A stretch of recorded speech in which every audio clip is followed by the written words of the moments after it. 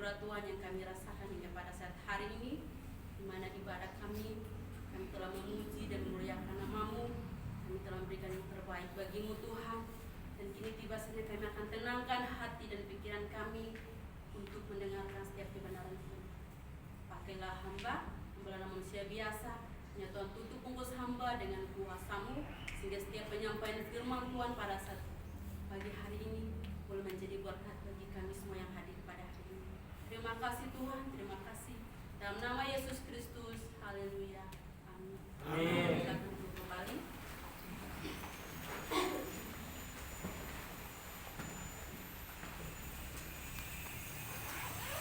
Shalom.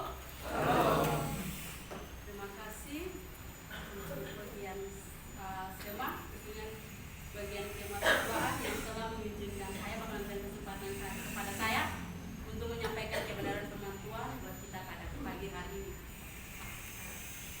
Tadi sebelum khotbah, sebelum ibadah, ada banyak teman yang berkata bahwa enggak, khotbah jangan lama-lama, singkat. Ya udah, berarti nanti kita cuma baca firman Tuhannya doang aja, gak usah kita renungkan gitu.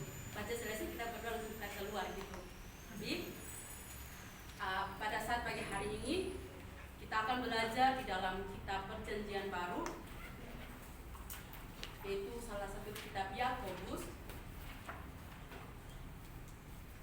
Kitab Yakobus ditulis oleh Yakobus sendiri. Tahun penulisan sekitar tahun 47 sampai 48 Masehi. Pasti dong ada tujuan kenapa Yakobus menulis surat ini. Pasti ada sasaran yang dituju oleh Yakobus.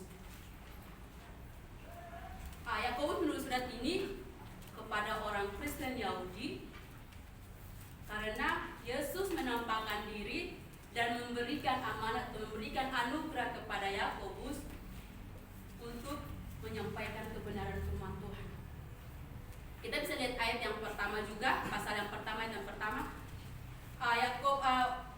Surat Yakobus ini dituliskan, bahkan ditujukan kepada ke-12 suku yang di perantauan, termasuk kita pagi hari ini.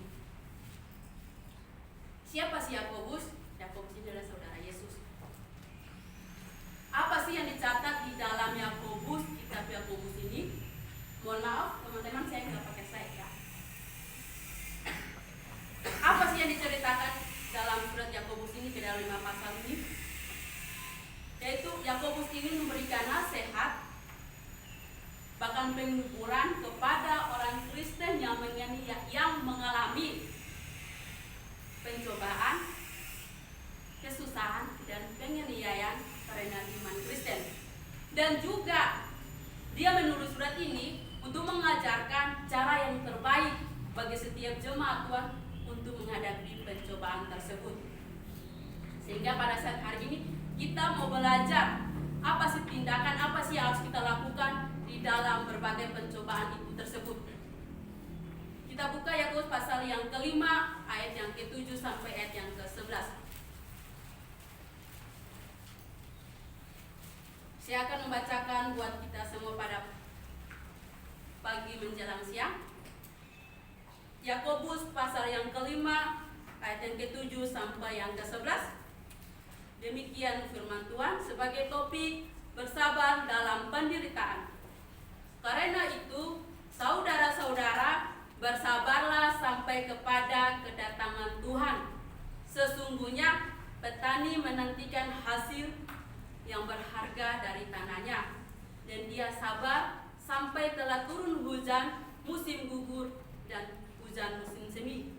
Kamu juga harus bersabar dan harus meneguhkan hatimu, karena kedatangan Tuhan sudah dekat.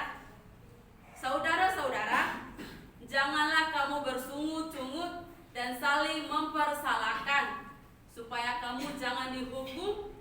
Sesungguhnya hakim telah berdiri di abang pintu. Saudara-saudara, turutilah teladan penderitaan dan kesabaran para nabi yang telah berbicara demi nama Tuhan. Ayat yang ke-11. Sesungguhnya kamu menyebut mereka berbahagia, yaitu mereka yang telah bertekad Kamu telah mendengar tentang ketekunan Ayub, dan kamu telah tahu apa yang pada akhirnya disediakan Tuhan baginya, karena Tuhan Maha Penyayang dan penuh belas kasihan. Demikian firman Tuhan pagi hari ini. Baik, saya akan memberikan tema tidak berjauhan daripada topik yang telah ditulis oleh Lembaga Alkitab, yaitu kesabaran dan penderitaan yang membuahkan hasil. Kesabaran dan penderitaan yang membuahkan hasil. Di sini Yakobus menegaskan kepada jemaat Tuhan pada waktu itu bahwa mereka harus bersabar.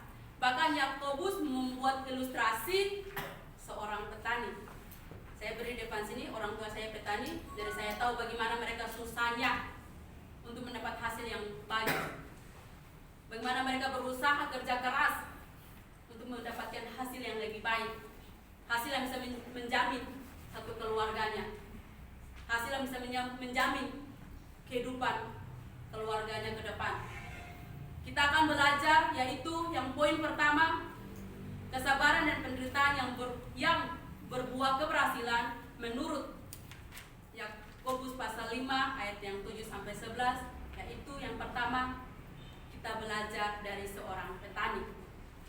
Poin yang pertama, kita belajar dari seorang petani. Pada waktu itu orang-orang Yahudi, bahkan orang Kristen pada waktu itu, mereka tertekan dengan namanya ekonomi, bahkan dalam hal juga dalam keimanan mereka pada waktu itu, sehingga Yakobus hadir di tengah mereka untuk memberikan kekuatan, memberikan pertolongan, memberikan jalan keluar. Kalian harus ikut ini yang baik. Dia memberikan cara yang terbaik bagi jemaat Tuhan pada waktu itu. Sehingga itu kita akan belajar, yaitu belajar dari seorang petani. Seorang petani, dia mau menanam atau mau menghasilkan sesuatu di ladangnya, pasti yang pertama dia bersihkan kebunnya. Atau kebunnya ketinggal masih dengan rumput-rumput kayak gitu, dengan kayu-kayu yang begitu banyak, dia pergi nanam. Enggak kan? Pasti yang pertama dia bersihkan. Dia bersihkan, terus dia bakar, terus dia nanam. Pasti ada hasil yang mengecewakan. Pasti dalam proses itu, pasti dia putus asa, dia lemah. Tetapi di sini Tuhan, Yakobus mengajarkan kepada jemaat Tuhan, bahkan memberikan ilustrasi petani. Petani itu sabar. Sabar itu yang dimaksud dengan sabar, yaitu tahan menghadapi cobaan, tidak mudah putus asa, tidak mudah lemas. Jadi Yakobus memberikan ilustrasi petani dalam menghasilkan sesuatu, dia akan mempersiapkan yang terbaik, bibit-bibit yang terbaik, bahkan lokasi atau tempat dia menanam tumbuhan tersebut itu harus bagus. Bagaimana dalam kehidupan kita? Apa yang kita bisa ambil dari ilustrasi yang dibuat sama Yakobus? Petani tidak gampang mendapat sesuatu, tidak gampang ya teman-teman. Apalagi orang tua saya kalau ke kebun, matahari panas, apalagi orang mama saya tuh orangnya paling nekat kerja, biar matahari panas dimanapun tetap kerja dia. Keringatnya bercucuran, tapi itu dia tidak pernah lelah, dia tidak pernah putus asa, karena dia mau mendapat sesuatu yang baik, sesuatu hal yang baik, sehingga dia tidak mudah putus asa, karena dia punya harapan ke depan juga. Kalau saya tidak bekerja, kalau saya tidak melakukan ini, anak-anak saya makan apa, suami saya makan apa, masa depan anak saya bagaimana. Sehingga dia bersabar, meskipun kadang harus potong tangan, harus potong kaki, dia tetap bersabar. Apa sih yang kita ambil dalam prinsip petani dalam kehidupan kita? Kadang kehidupan kita sekarang, kadang kita cepat putus asa, cepat tidak tahan dalam menghadapi setiap cobaan.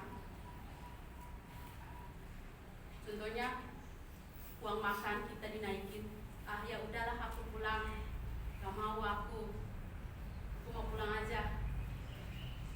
Tapi dari sini Yakobus mengajarkan untuk kita bersabar, karena segala sesuatu yang terjadi itu pasti akan di ujungnya tuh pasti ada hasil yang baik. Hanya karena itu saja terus saya pulang. Kamu nggak punya Tuhan, kamu kan punya Tuhan. Berdoa kepada Tuhan, berusaha dekatkan diri kita kepada Tuhan, sehingga kita mendapatkan. Jangan hanya karena uang makan, jangan karena kita kesal sama teman kita, karena teman kita gini-gini, ya udah, namanya akar pahit, putus asa, tidak tahan dalam cobaan tersebut, langsung pulang, bawa koper pulang. Tidak boleh begitu ya adik-adik, saudara-saudaranya kasih firman Tuhan. Kita harus sabar, kita harus tetap semangat, karena kita di sini kita punya tujuan. Begitupun seperti Yakobus punya tujuan. Kenapa dia menulis surat Yakobus tersebut? Karena dia mau menguatkan kita.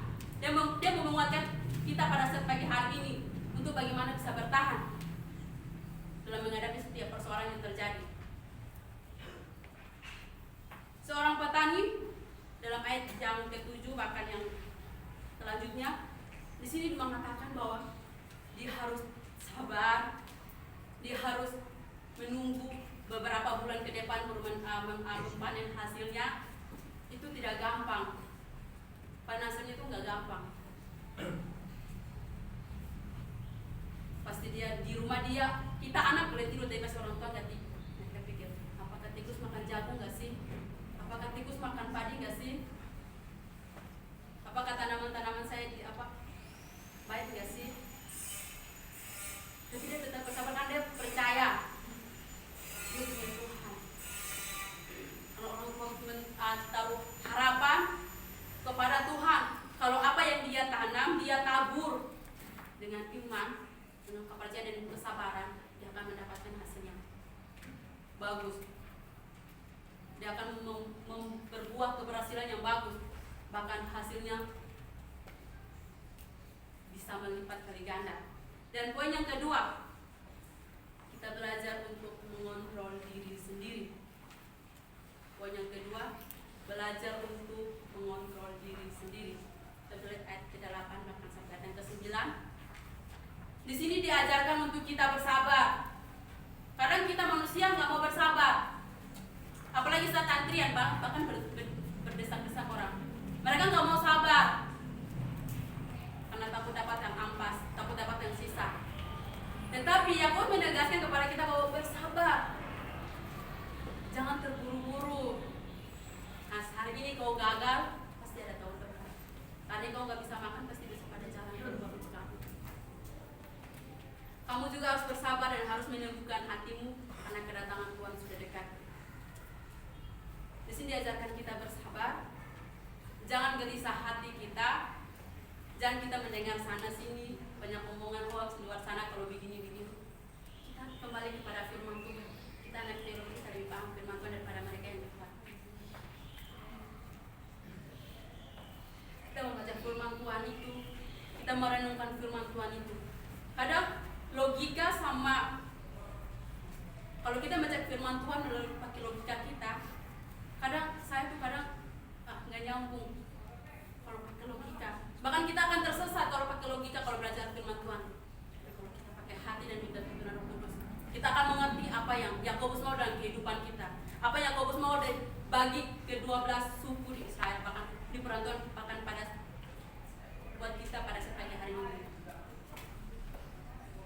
Saudara-saudara, janganlah kamu bersungut-sungut dan saling mempersalahkan.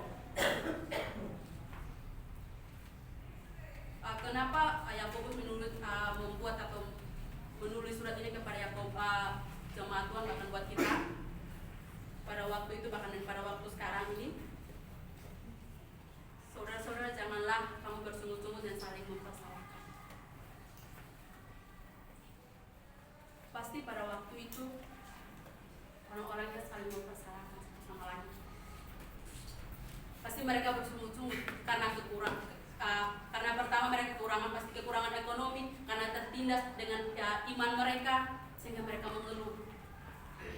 Mereka mempersalahkan, kamu loh, dan kamu tidak dapat titik terangnya masalah tersebut.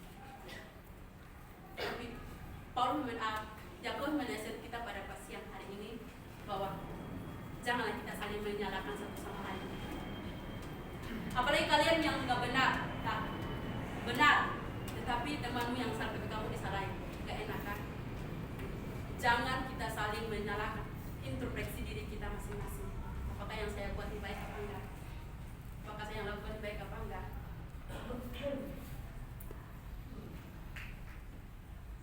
Yang berikut, supaya kamu jangan dihukum, sesungguhnya hakim telah berdiri di depanmu. Dimaksud hakim ini yaitu kedatangan Tuhan. Sudah dekat. Dan kita nggak tahu lagi berapa lama lagi ya. Jadi menegaskan kepada kita bahwa hakim yang adil sudah dekat. Untuk kita persiapkan diri. Jangan saling berselisih, jangan saling bertengkar, jangan saling harus bilang kau harus ikut saya, kalau kau nggak ikut saya kau nggak usah masuk dalam kelompok saya. Ya udah, fix jadi diri sendiri. Jadi diri sendiri itu bagus, tidak ada ngatur-ngatur. Kalau jadi diri sendiri, mau kayak gimana kita bisa menentukan orang lain. Tetapi kita membutuhkan mereka juga, tapi di hal yang positif. Kalau hal yang negatif, jadi diri sendiri. Menjadi diri sendiri lebih bagus daripada hasil keluar gak bagus. Untuk itu kita diajarkan untuk jangan berselisih, jangan bertengkar, tapi saling mengasihi. Poin yang ketiga yaitu belajar dari kehidupan Ayub. Kita belajar dari kehidupan Ayub. Pasti teman-teman semua sudah tahu siapa Ayub. Tidak lagi familiar untuk kita di kalangan asing. Ayub itu seperti apa? Ketekunannya, kesabarannya itu seperti apa? Tapi dia tahu dalam setiap penderitaan yang dia alami, setiap hal apa yang Tuhan kasih samanya, dia tahu bahwa apa yang Tuhan kasih kepada saya akan mendapatkan sesuatu hal yang bagus di depan sana. Seperti kita kuliah, pasti kita banyak sekali mengeluh uang kuliah, bahkan kayaknya semester 7 harus uang kuliah, uang skripsi yang dikumpul, dicoret merah, harus bersabar. 4 tahun, orang kuliah 4 tahun, gak 5 tahun, harus sabar. Kalau saat ini kau dicoret merah, berarti kau harus introspeksi diri. Oh, saya harus kayak gini. Banyak hal yang akan mengganggu kita dalam setiap pendidikan, tetapi kita harus bersabar, seperti yang diajarkan Yakobus tersebut. Karena tema dari Yakobus tersebut yaitu iman yang berhasil. Berarti apa yang diajarkan Yakobus pada waktu itu di zaman Tuhan berhasil. Untuk itu bagi kita pada hari ini juga harus berhasil dalam kehidupan. Kita harus sabar, jangan terburu-buru.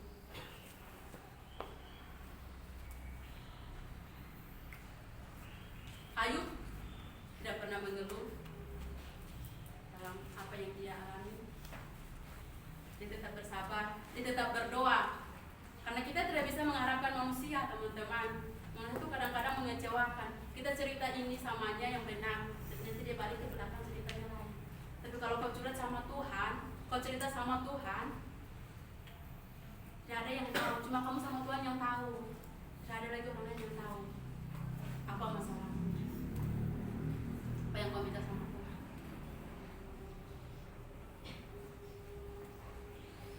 Ayub memang memiliki sahabatnya, tetapi sahabatnya itu tidak membawanya kepada itu, malah membuatnya untuk janganlah kau ikut Tuhan lagi, kasihan tubuhmu itu.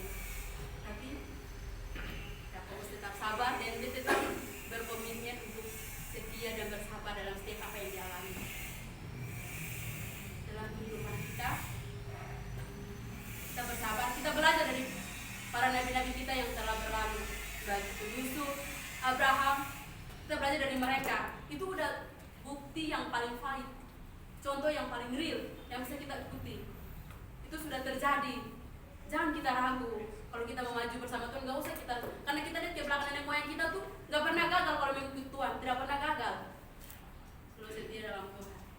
Jadi pada saat hari ini kesabaran dan penderitaan yang berbuahkan hasil, kita telah belajar dari 3 poin, yaitu belajar dari seorang petani yang bagaimana dia bersabar dalam merawat tanamannya. Dan yang kedua, belajar untuk mengontrol diri sendiri. Diri kita yang bisa kontrol, orang lain tidak bisa kontrol. Kita tahu kekurangan kelebihan kita di mana. Saya pasnya di mana, saya apanya bagaimana, itu diri kita sendiri yang tahu. Yang ketiga, belajar dari kehidupan Ayub. Kehidupan Ayub kita tahu demi Tuhan dan apa yang dialami semuanya berhasil, bahkan Tuhan kasih lebih daripada itu. Dari firman Tuhan ini saya memberikan kesimpulan buat kita pada pagi ini akan menjelang siang bahwa bersabar, jadilah diri sendiri, bersabar, jangan pernah putus asa meskipun dalam kuliah pasti banyak masalah dengan teman, baik itu sesama dosen bahkan apapun, memang tekankan sabar. Orang sabar, bahkan kita belajar firman Tuhan, kesabaran dan penderitaan akan membawakan sebuah hasil bagi kita. Kalau baru colek sedikit, aku mau pulang, gimana kau bisa melihat hasilmu ke depan seperti apa di GS ya? Tetap sabar, jangan putus asa dan optimis di dalam melakukan pendidikan di tempat ini, dan kita boleh melakukan dalam setiap kehidupan kita. Kita berdoa. Bapa yang baik, terima kasih buat kebenaran firman-Mu. Biarlah setiap kesabaran dan penderitaan kami akan membawakan hasil bagi kami, berikan kekuatan